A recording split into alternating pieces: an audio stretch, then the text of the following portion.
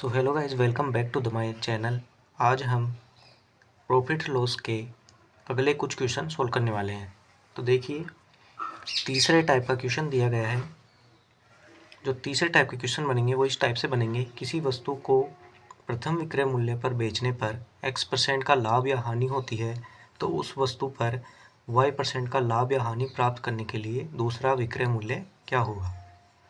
यहाँ आप क्वेश्चन से समझते हैं।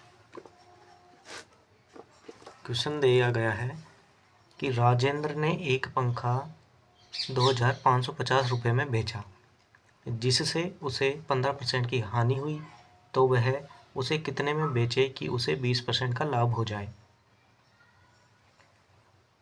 अब मैं क्वेश्चन को आपको समझा देता हूँ। राजेंद्र ने एक पंखा 2550 रुपये में बेच दिया और उसे 15% की हानि हो गई, तो वह उसे कितने रुपए में दोबारा बेचे कि उसे 20% का लाभ हो जाए। तो देखिए, इसके लिए पहला मेथड दिया गया है फॉर्मूला मेथड। फॉर्मूला है जो पहला सेलिंग प्राइस होगा अपॉन दूसरा सेलिंग प्राइस होगा इक्वल टू 100 प्लस माइनस पहला जो परसेंटेज है वो अपॉन 100 प्लस माइनस दूसरा जो परसेंटेज है। क्वेश्चन के अनुसार देखिए, पहला विक्रय मूल्य दिया गया है 2550 रुपये और दूसरा विक्रय मूल्य हमें ज्ञात करना है। 100 का 100, 15% की हानि हो गई तो हानि के लिए -15 अपॉन 100। हमें लाभ प्राप्त करना है तो लाभ के लिए प्लस कितना 20%, तो 20 आ गया। तो SP2 हमारे पास आएगा 2550 गुणा 120 अपॉन 85 इक्वल टू 3600 रुपीज़। तो हमारे पास विक्रय मूल्य 3600 रुपये आ गया। इसी क्वेश्चन को दूसरे मेथड से हम सोल्व करते हैं। ये होगा 100 मानकर।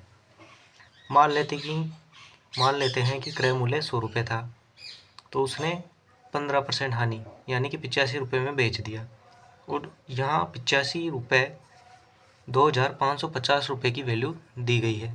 हमें ज्ञात करनी है 20% लाभ पर। तो 100 से 20% लाभ कितना हुआ 120।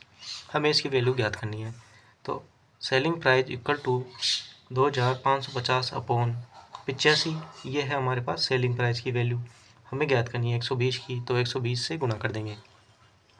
हमने पिछली क्लास में कॉन्सेप्ट पढ़ा था कि जिसे हमें ज्ञात करना है उसे हम ऊपर लिखेंगे।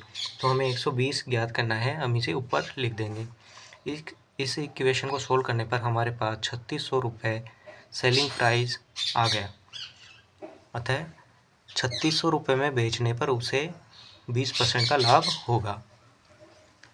अब हम देखते हैं नेक्स्ट टाइप के क्वेश्चन। देखिए, चौथा टाइप का क्वेश्चन दिया गया है। इसमें चौथे टाइप के जो क्वेश्चन बनेंगे वो इस प्रकार से बनेंगे। अगर हमें दो वस्तुओं का क्रय मूल्य दिया गया हो और वो समान हो और एक को X% लाभ पर बेचा जाए, दूसरी को X% हानि पर बेचा जाए, तो इस व्यापार में न तो लाभ होगा न ही हानि। अब समझिए, हमें दो वस्तुओं का क्रय मूल्य दिया गया है। अब एक को हमें X% लाभ पर बेचना है, दूसरी को हमें X% हानि पर बेचना है। तो इस व्यापार में जो घाटा या मुनाफा होगा वो शून्य होगा। क्वेश्चन से समझते हैं। क्वेश्चन दिया गया है, यदि दो कुर्सियों का क्रय मूल्य समान रूप से 900 और 900 रुपये है तथा एक कुर्सी पर 20% लाभ होता है तथा दूसरी कुर्सी पर 20% की हानि होती है, तो बताओ इस व्यापार में कितने प्रतिशत का लाभ या हानि होगी। अब चाहो तो आप डायरेक्ट क्वेश्चन का आंसर दे सकते हो, हमें न तो लाभ होगा न हानि होगी। लेकिन फिर भी अगर सॉल्व करना चाहो तो इस प्रकार से होगा। पहली कुर्सी के लिए क्रय मूल्य 900 रुपये है, प्रॉफिट उस पर हुआ 20% का, तो सेलिंग प्राइस कितना हो जाएगा CP into 100 plus profit upon 100। हमें CP कितना दिया गया है 900 रुपये और प्रॉफिट कितना है 20%, तो 100 प्लस 20 120 अपॉन 100 इक्वल टू आ जाएगा हमारे पास 1080 रुपये। अब यही दूसरी कुर्सी के साथ उसका क्रय मूल्य दिया गया है 900 रुपये, उस पर लॉस हुआ 20% का, तो सेलिंग प्राइस कितना हो जाएगा CP into 100 minus loss upon 100। CP के वैल्यू 900 इंटू ये 20% हानि पर, तो 100 में से 20 गया तो 80 अपॉन 100, सोल्व करने पर 720 रुपये आ गया। तो कुल विक्रय मूल्य कितना था 1080 प्लस 720 कितना आया 1800 रुपये, और कुल क्रय मूल्य कितना था 900 प्लस 900 1800 रुपये। तो इस पर 1800 रुपये में ख़रीदा और 1800 रुपये में ही बेच दिया, तो हमें न तो लाभ हुआ और न ही हानि। तो इस टाइप के क्वेश्चनों का हम डायरेक्ट आंसर दे सकते हैं कि न हमें न तो लाभ होगा और न ही हानि। तो आज के लिए इतना ही। अब आप इन कॉन्सेप्ट के 2 क्वेश्चनों को सोल्व करने की कोशिश कीजिए, इस टाइप के क्वेश्चन बनाइए।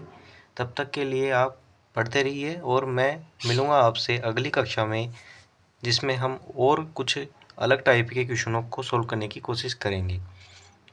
जय हिंद, जय भारत।